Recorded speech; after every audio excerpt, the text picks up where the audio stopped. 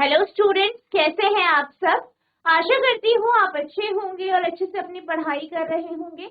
मैं मोनिका रावत आपका स्वागत करती हूँ आईसीटी वर्चुअल क्लासरूम देहरादून में। बच्चों, आज हम क्लास 9 का जो आपका सब्जेक्ट है साइंस, उसका चैप्टर वर्क एंड एनर्जी को कंटिन्यू करें। तो बच्चों, पिछले लेक्चर में हमने एनर्जी की कॉन्सेप्ट को जाना था। एनर्जी क्या होती है, किस तरीके से कार्य के साथ एनर्जी यानी ऊर्जा लिंक्ड होती है।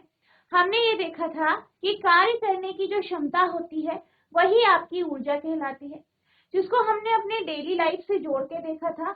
हमने ये देखा था कि जब भी कोई जो है काफी लंबे तक समय तक कोई व्यक्ति कार्य कर पाता है या कोई चीज काफी लंबे समय तक कार्य कर पाती है, तो हम ये कहते हैं कि उस चीज या उस वस्तु या उस व्यक्ति में ऊर्जा अधिक। तो यहाँ पे हम ये समझ पाए कि ऊर्जा जो है वो कार्य के से किस तरीके से लिंक्ड है। हमने ये भी देखा कि जो कार्य होता है और जो ऊर्जा होती है दोनों का मात्रक सेम होता है, यानी जूल। ठीक है, जूल को हमने कार्य से लिंक करके भी देखा। साथ ही साथ हमने अलग अलग जो एनर्जी के फॉर्म है उनको देखा कि आपके अलग अलग प्रकार की ऊर्जा होती है, जैसे कि नाभिकीय ऊर्जा, ठीक है, स्थितिज ऊर्जा, गतिज ऊर्जा, रासायनिक ऊर्जा, ठीक है, आपकी तापीय ऊर्जा हो गई, लाइट एनर्जी हो गई, ठीक है, चुंबकीय ऊर्जा हो गई। तो अनेक प्रकार की हमने एनर्जी की बात की थी। इसके बाद हम जो है काइनेटिक एनर्जी यानी गतिज ऊर्जा के बारे में पढ़ रहे थे, और हमने क्या देखा था कि कभी भी वह ऊर्जा जो किसी भी वस्तु पर उसकी गति के कारण या उसके चाल के कारण होती है वही आपकी गतिज ऊर्जा यानी काइनेटिक एनर्जी कहलाती है। तो हमने ये भी देखा था कि स्पीड जो होती है, स्पीड के कारण काइनेटिक एनर्जी होती है, और जितनी ज्यादा स्पीड ज्यादा होगी उतनी अधिक आपकी एनर्जी होगी और उतना अधिक वस्तु कार्य कर पाए। इसके हमने कुछ उदाहरण देखे थे, किस प्रकार से एक जो है तेजी से चलने वाली जो बॉल है, अगर वो किसी खिड़की की कांच पर टकराए तो वो क्या कर देती है, उस कांच को तोड़ देती है। तो जो आपकी बॉल है उसमें स्पीड या गति के कारण जो है काइनेटिक एनर्जी आ गई है, और उसने क्या कार्य किया है, उसने जो है जो आपकी कांच की जो खिड़की है उसको तोड़ दिया। तो जो तोड़ा है वो किसके कारण हुआ है, काइनेटिक एनर्जी के कारण। ठीक है, तो हमने ये देखा था, और हमने ये भी जाना था कि जितने अधिक जो है गति होगी उतना अधिक आपकी क्या होगा, कार्य हो। ठीक है, जितना कम गति उतना कम कार्य। इतना हमने देख लिया। अब हम बात करते हैं इसके फॉर्मूले की। ठीक है, मैथमेटिकली आप काइनेटिक एनर्जी को किस तरीके से लिखते हैं ये हम यहाँ पे अब जानेंगे। अगर हम काइनेटिक एनर्जी की बात करें तो काइनेटिक एनर्जी किसके कारण होती है, एक वस्तु पे होती है और उसकी गति के, यानी वस्तु के द्रव्यमान के ऊपर ये निर्भर करती है, साथ ही साथ उसकी जो गति है उसके ऊपर भी निर्भर करती है। यानी अगर हम नॉर्मल लैंग्वेज में कहें तो ये उसकी चाल या वेग के ऊपर निर्भर करती है, और वस्तु के द्रव्यमान के ऊपर। ठीक है, किसके ऊपर, वेलोसिटी या स्पीड के ऊपर, स्पीड या वेलोसिटी के ऊपर, और द्रव्यमान यानी मास के ऊपर। तो इन दो जो चीजें हैं इनके ऊपर क्या होता है, आपका जो काइनेटिक एनर्जी है, ठीक है, गतिज ऊर्जा है, वो निर्भर करती है। तो अगर हम इसके फॉर्मूले की बात करें तो इसका फॉर्मूला होता है E के बराबर 1/2 mv²। ठीक है, E के क्या है, यहाँ पे आपकी काइनेटिक एनर्जी यानी गतिज ऊर्जा को दर्शा रहा है, m जो है वस्तु के द्रव्यमान को दर्शा रहा है, तथा v जो है वस्तु के वेग को दर्शा रहा है।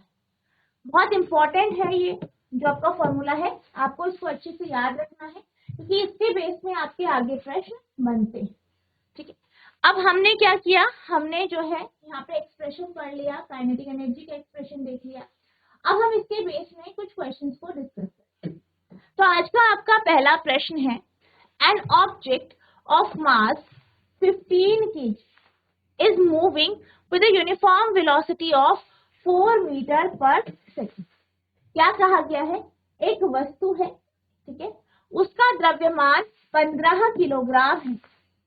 एक वस्तु है जिसका द्रव्यमान क्या है, 15 किलोग्राम। अब क्या होता है, वो एक यूनिफॉर्म वेलोसिटी यानी एक समान गति से या एक समान वेग से, एक समान वेग, ठीक है, तो वो क्या करता है, एक समान वेग से गति करता है, चलता है, और उस वेग का मान कितना है, 4 मीटर प्रति सेकंड। वस्तु का द्रव्यमान दिया गया है, मास दिया गया है, ठीक है, और इसकी क्या दी गई है, वेग, velocity. What is the kinetic energy possessed by the object. आपसे ये पूछा गया है कि वस्तु में जो गतिज ऊर्जा होगी वो कितनी है, यानी बेसिकली आपको गतिज ऊर्जा निकालनी, ठीक है, क्या निकालनी है, गतिज ऊर्जा, ठीक है, गतिज ऊर्जा आपको यहाँ पे निकालनी। क्या क्या दिया है, द्रव्यमान दिया है और आपका वेग यहाँ पे दिया है। तो सबसे पहले जो इंफॉर्मेशन दी गई है उसको नोट कर लेंगे। क्या दिया गया है, वस्तु का द्रव्यमान, मास ऑफ ऑब्जेक्ट,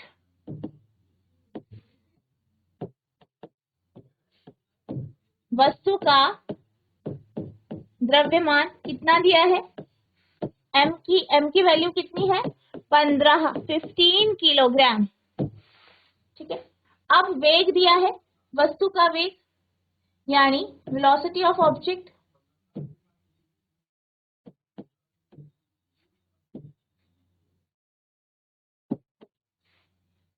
वस्तु का वेग, ठीक है, यानी v की वैल्यू दी गई है, कितना है v, 4 मीटर प्रति सेकेंड। तो ये यहाँ पे आपको ये सब दिया गया, ठीक है, आप इसे नोट करेंगे। अब क्या है आपके पास, मास और वेलोसिटी। हमें क्या निकालना है, गतिज ऊर्जा, ठीक है, kinetic energy of the object,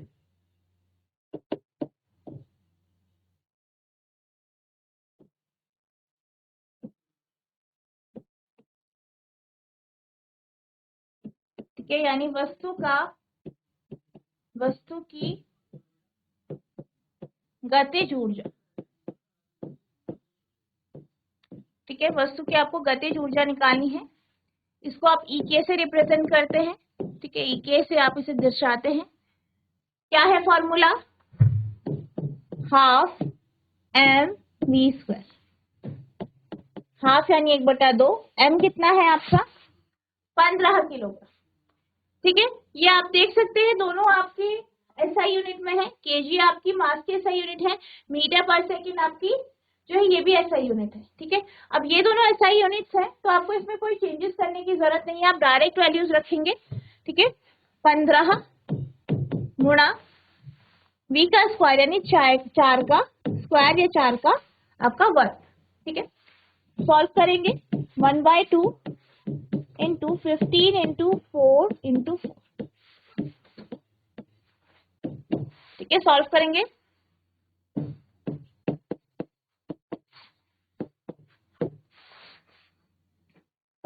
ठीक है,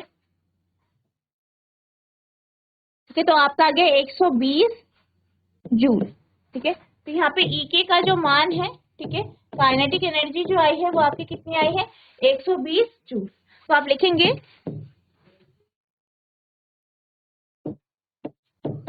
वस्तु की गतिज ऊर्जा 120 जूल है।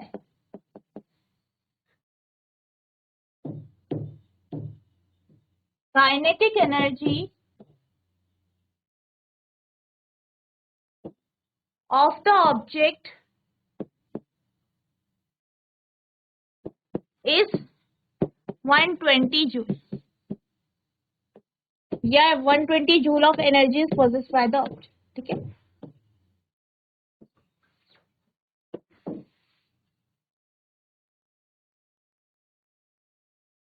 ठीक है, तो इस तरीके से आपको सॉल्व करना है। नोट करेंगे इसे।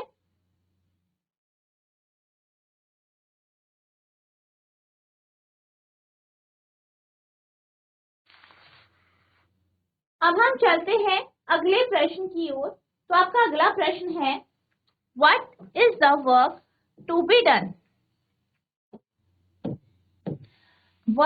What is the work to be done to increase the velocity of a car from 30 km per hour to 60 km per hour if the mass of the car is 1500 kg? क्या कहा गया है? एक car है, वो चल रही है, उसका आपको वेग दिया है, ठीक है, और वेग में क्या हुआ? इंक्रीज हुआ, ठीक है, इंक्रीज आया, इंक्रीमेंट आया वेग में, बढ़ोतरी आई वेग में, कितनी? 30 से 60 किलोमीटर प्रति घंटे। द्रव्यमान आपको दिया गया है कार का, आपको ये निकालना है कि कार्य कितना हुआ। अब यहाँ पे कौन सा कॉन्सेप्ट लगेगा? कार्य निकालना है, कार्य का कॉन्सेप्ट किस तरीके से लगेगा? आप जब एनर्जी के बारे में पढ़ रहे थे तो हमने एक स्टेटमेंट पढ़ी थी, 1 joule is energy required to do 1 joule of work. यानी 1 जूल जो एनर्जी होती है, 1 जूल जो ऊर्जा होती है, उसी के कारण हम 1 जूल कार्य करते हैं। यानी 1 जूल कार्य करने के लिए हमें 1 जूल ऊर्जा की आवश्यकता हो। यानी यहाँ पे क्या होगा, जो आपका एनर्जी है और जो वर्क है, दोनों इक्विवेलेंट दर्शाए, दोनों की यूनिट सेम है, दोनों एक दूसरे के ऊपर निर्भर करते हैं। और क्या दिखाया गया है कि 1 जूल जो एनर्जी है वो बराबर है आपके 1 जूल कार्य के, ठीक है। अब क्वेश्चन में आपसे क्या कहा गया है? क्वेश्चन में आपको ना वेलोसिटी में इंक्रीमेंट दिखाया गया है कि वेग में कितना बढ़ोतरी हुई है, द्रव्यमान दिया गया है कार का, और आपको बोला है कि वर्क निकाल। तो ऑब्वियसली बात है, वर्क आप किससे निकाल देंगे? आप एनर्जी के फॉर्मूले से यहाँ पे वर्क निकालेंगे, क्योंकि आपकी जो 1 जूल एनर्जी है वो 1 जूल वर्क के बराबर है। यानी जितनी आपकी यहाँ पे काइनेटिक एनर्जी होगी उतना ही यहाँ पे कार्य करना पड़ेगा, ठीक है। तो इस कॉन्सेप्ट को आपको ध्यान में रखना। तो यहाँ पे इंफॉर्मेशन दी गई है, उसे लिख लेते हैं।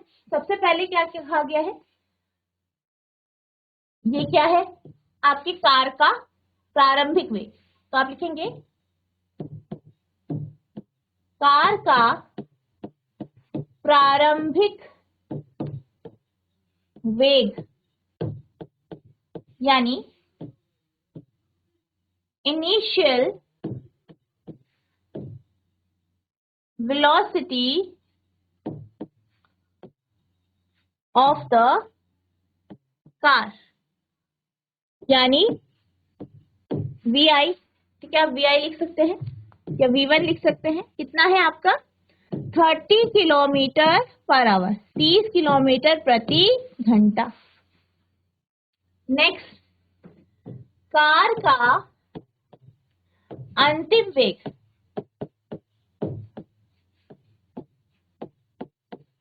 यानी फाइनल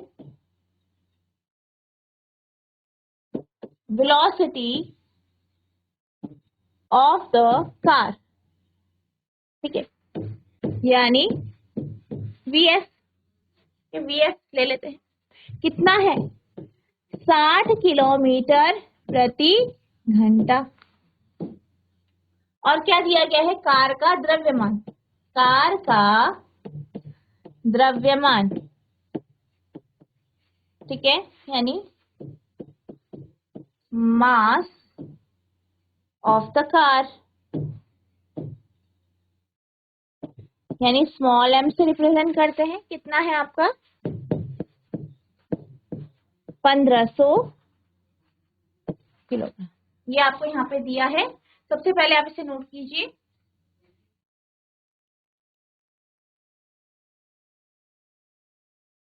ठीक है, तो यहाँ पे हमने सारी इंफॉर्मेशन लिख दी है। अब हम क्या करते हैं? प्रारंभिक वेग के समय कार की ऊर्जा क्या थी, ये हम निकालें। तो आप लिखेंगे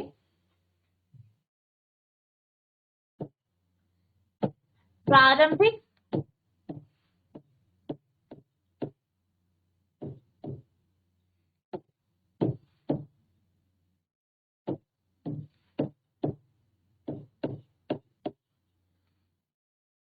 प्रारंभिक ऊर्जा यानी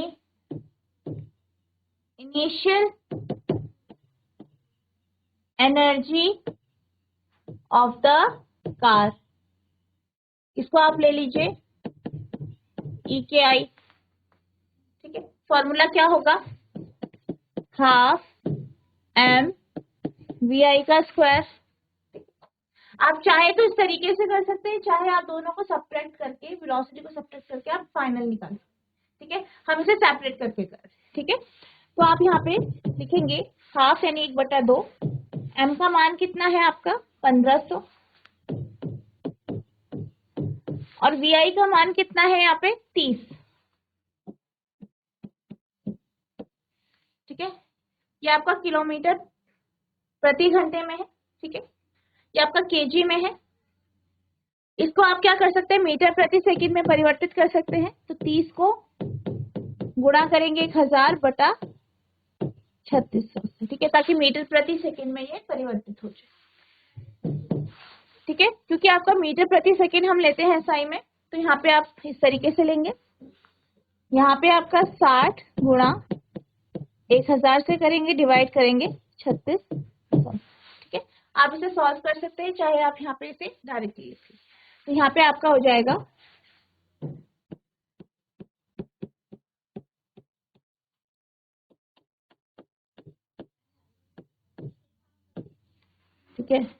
1000 into 1000,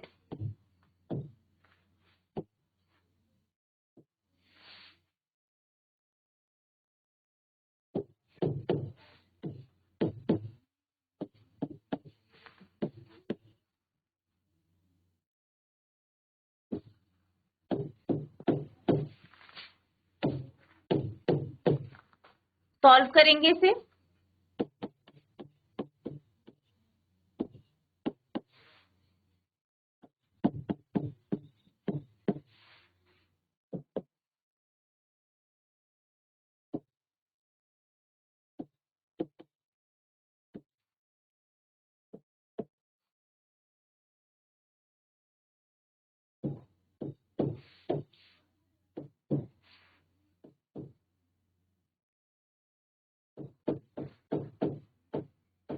ठीक है,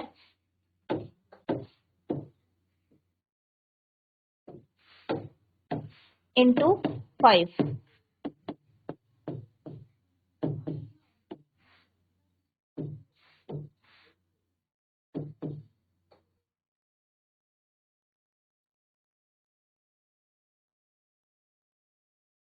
ठीक है, तो यहाँ पे ये आ गया आपका ई के आई का मान कितना आया है। ठीक है, ये आ गया है आपका जूल में। ठीक है, नोट करेंगे।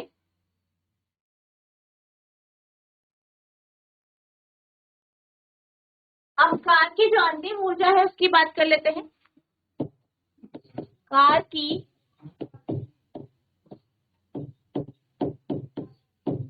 अंतिम ऊर्जा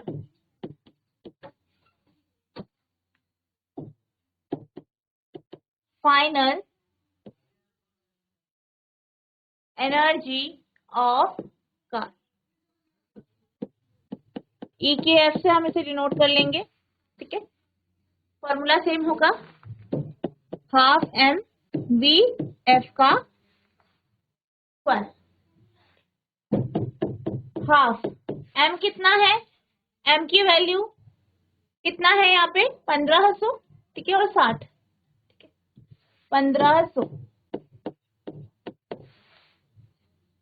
ठीक है, आप चाहे इसे यहीं पे सॉल्व कर दीजिए, चाहे आप जो है,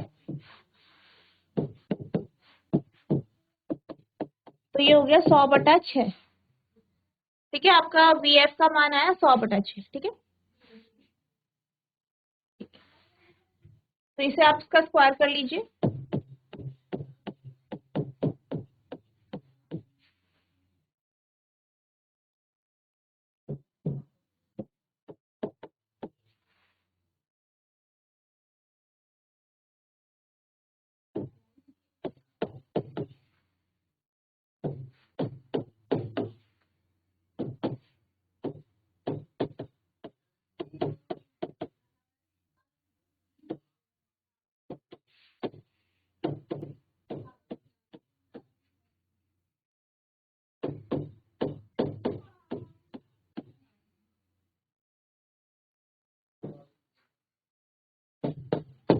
तो यहाँ पे आपका ई के एफ का वैल्यू आ गई है, ठीक है, नोट करेंगे।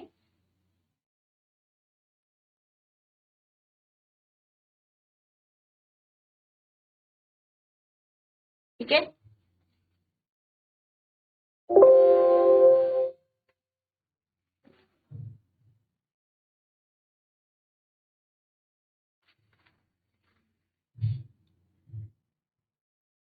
तो यहाँ पे ये आ गया है। अब हम बात करते हैं कार्य की।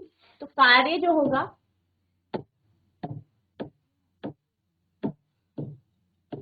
कार्य बराबर होगा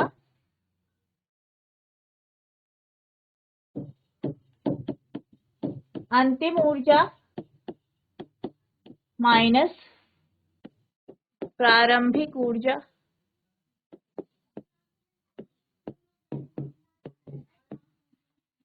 ठीक है। अंतिम ऊर्जा कितनी है?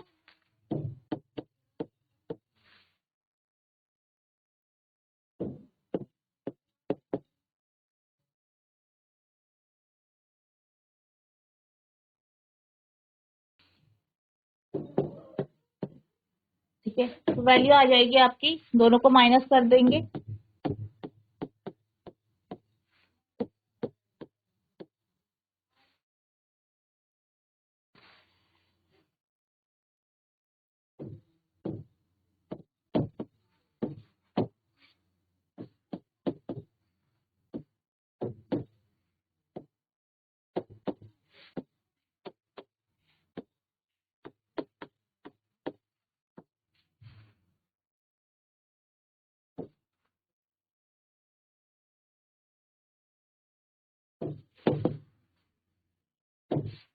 ये आ गया 166666.7। ये तो ये आपका कार्य,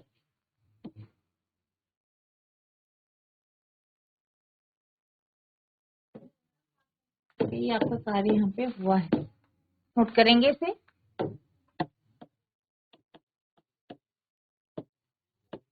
कार पर किया गया कार्य 166666.7 जूल, ठीक है, नोट करें।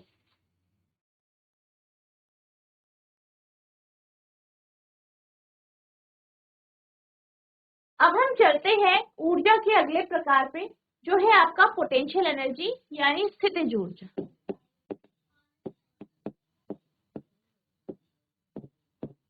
अब अगर हम स्थितिज ऊर्जा की बात करें, तो जैसे कि यहाँ पे आपको नाम से पता चल रहा है कि ये जो ऊर्जा है वो स्थिति के ऊपर निर्भर करती है, यानी वस्तु की स्थिति कैसी है उसके ऊपर यह ऊर्जा निर्भर करती है। हमारे पास दो प्रकार की स्थितिज ऊर्जा या पोटेंशियल एनर्जी है। पहली है आपकी इलास्टिक पोटेंशियल एनर्जी, इलास्टिक स्थितिज ऊर्जा, और दूसरी है आपकी, ठीक है, ग्रेविटेशनल पोटेंशियल एनर्जी, गुरुत्वीय स्थितिज ऊर्जा।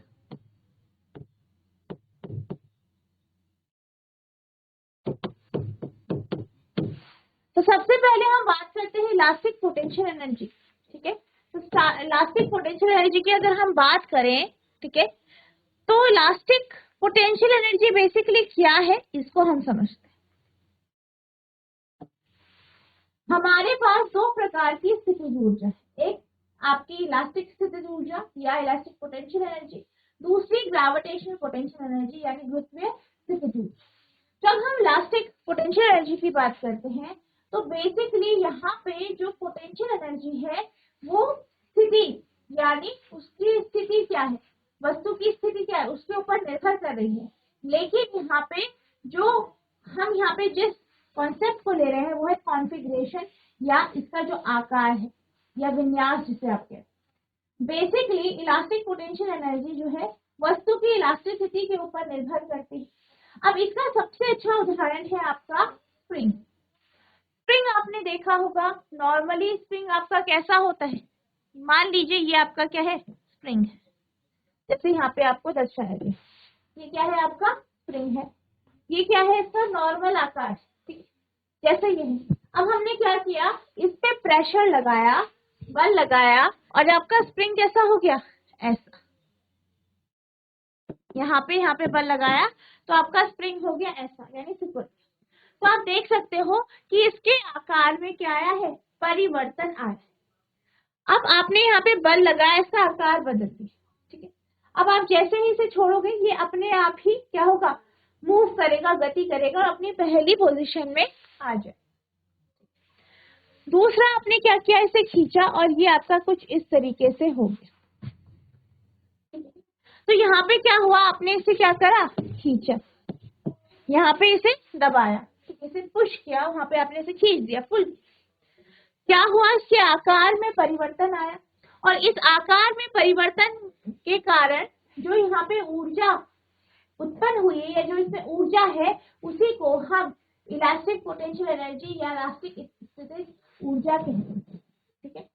तो व्हेन कंप्रेस्ड और स्ट्रेच्ड अ spring gain elastic potential energy, यानी जब भी हम किसी स्प्रिंग को खींचते हैं या उसे दबाते हैं, तो उस पे जो ऊर्जा होती है वही आपकी इलास्टिक पोटेंशियल एनर्जी होती है, ठीक है। तो ये क्या है, इसकी इलास्टिक पोटेंशियल एनर्जी है, और किसके कारण है, इसके विन्यास से, इसके आकार के कारण।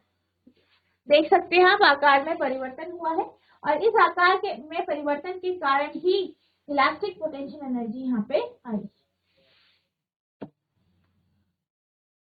इसके बाकी उदाहरण है, जैसे कि आपने गुलेल देखी होगी। गुलेल से हम क्या करते हैं, पत्थर को फेंकते हैं। जैसे आपको चिड़िया को उड़ाना है तो आप क्या करते हैं, गुलेल से पत्थर को जो है पेड़ की ओर फेंकते हैं, और जो पेड़ में बैठी हुई चिड़िया होती है वो उड़ जाती। अब यहाँ पे क्या हुआ है, यहाँ पे हमारी जो गुलेल होती है, या जिसे आप कैटापुल्ट कहते हैं, इसके ऊपर एक रबड़ बैंड होता है। अब रबड़ बैंड नॉर्मली आपका ऐसा है। अब आपने क्या किया, खींचा, तो आप देख सकते हैं इसके आकार में परिवर्तन आया, ये लंबा हो गया, इलोंगेट हो गया। तो यहाँ पे हमने बल लगाया, फोर्स लगाया, तो क्या हुआ, इसके आकार में परिवर्तन।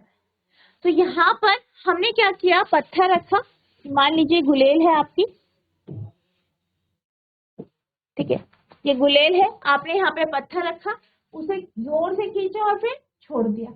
अब आप क्या देखते हैं कि ये जो पत्थर है ये आगे की ओर जा रहा है, यानी ये कार्य कर रहा है, और इस पे एनर्जी कहाँ से आई, इस पत्थर में एनर्जी कहाँ से आई, इस इलास्टिक का जो बैंड है, या जो रबड़ बैंड है, इसके कारण आई। और यहाँ पे जैसे ही हमने इसे खींचा, तो इसमें क्या है, पोटेंशियल एनर्जी, यानी जो आपकी पोटेंशियल एनर्जी है, ठीक है, स्थितिज ऊर्जा है, इस स्थितिज ऊर्जा यहाँ पे आपके इस पत्थर में गई, ठीक है, और फिर पत्थर में क्या आ गया, आपके गतिज ऊर्जा, जिस कारण ये आगे की ओर मूव करने लगी, ठीक है। तो आप देख सकते हैं कि जो आपका कैटापुल्ट होता है या गुलेल होती है, उसका जो रबड़ बैंड होता है, उसको जब आप खींचते हो तो उसकी कॉन्फ़िगरेशन या विन्यास में परिवर्तन आता है, उसके आकार में परिवर्तन आता है, जिस कारण इसमें जो आपका ऊर्जा होती है वो आपकी स्थितिज ऊर्जा होती है, और यही स्थितिज ऊर्जा पेबल में या पत्थर पे जाती है, पत्थर आगे की ओर गति करता है, यानी ये स्थितिज ऊर्जा आपकी गतिज ऊर्जा में परिवर्तित हो जाती है, ठीक है। तो इसका आपका इलास्टिक पोटेंशियल एनर्जी का जो एक उदाहरण है वो आपका स्प्रिंग है, दूसरा आपका रबड़ बैंड हो सकता है, ठीक है। यहाँ पे हमने कैटापुल्ट की बात करी, यानी गुलेल की बात करी। इसी तरीके से आपने देखा होगा कि जो आपके रबड़ बैंड होते हैं, उसको आप खींचते हो तो उसके आकार में परिवर्तन आता है। तो जब आप उसे खींचते हो तो उसपे कौन सी एनर्जी आती है, आपकी स्थितिज ऊर्जा, इलास्टिक पोटेंशियल एनर्जी, ठीक है।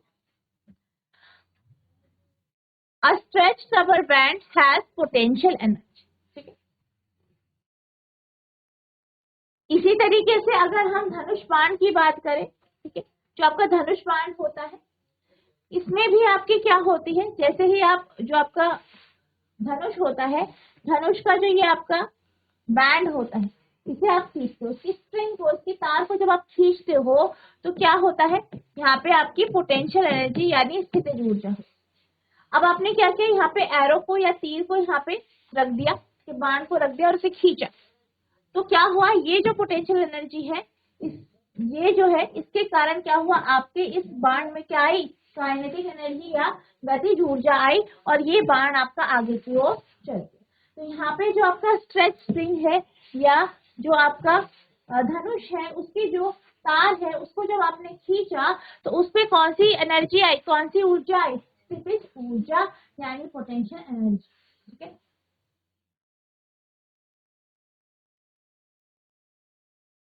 अब यहाँ पे हमने जितने एग्जाम्पल देखे, चाहे हमने गुलेल का एग्जाम्पल देखा, गुलेल आपने देखा, हमने धनुष बाण का उदाहरण देखा, तो हमने क्या देखा कि हमारी जो स्ट्रिंग है या जो बैंड है उसे हम खींच रहे हैं, उसमें पोटेंशियल एनर्जी आ रही है, स्थितिज ऊर्जा आ रही है, और फिर क्या हो रहा है, ये स्थितिज ऊर्जा आपकी गतिज ऊर्जा में परिवर्तित होती है। कैसे होती है, आपका बाण आगे की ओर जाता है, पत्थर आगे की तरफ गति करता है, तो गति के कारण जो ऊर्जा होती है वो आपकी गतिज ऊर्जा होती है।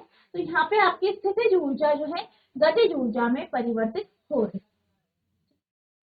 The energy transferred to an object is stored as potential energy if it is not used to cause any change in the velocity or speed of the object. अब यहाँ पे हमने क्या कहा, हमने ये कहा कि अगर मान लीजिए हम क्या करते हैं, आपके गुलेल को खींच देते हैं, उसके रबड़ बैंड को खींच देते हैं, और फिर वो जो रबड़ बैंड किस कारण खींचा है, पोटेंशियल एनर्जी आ गई है उसमें। अगर उसके कारण वहां पे कोई भी मूवमेंट नहीं हो रहा है, वो गति में परिवर्तित नहीं हो रही है, तो जो उसकी पोटेंशियल एनर्जी है, जो उसकी स्थितिज ऊर्जा है, वो वहां पे स्थितिज ऊर्जा के रूप में ही स्टोर हो गई है। The potential energy possessed by the object is the energy present in it by virtue of its position or configuration.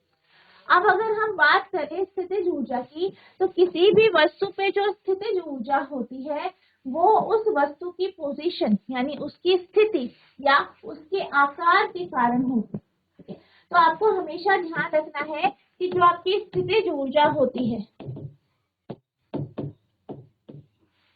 वो किसके कारण होता है, वस्तु की स्थिति के कारण, ठीक है, स्थिति के कारण या विन्यास के कारण, ठीक है, स्थिति या विन्यास के कारण। वही जब हम गतिज ऊर्जा की बात करते हैं तो गतिज ऊर्जा जो होती है वो किसके कारण होती है, वेग या आपकी जो चाल है उसके कारण। ठीक है, तो आपको इन दोनों बातों का ध्यान रखना है कि जो गतिज ऊर्जा है वो स्थिति या विन्यास के कारण होती है और जो गतिज ऊर्जा है वो वेग या चाल के कारण आपकी होती है। इसे नोट करें।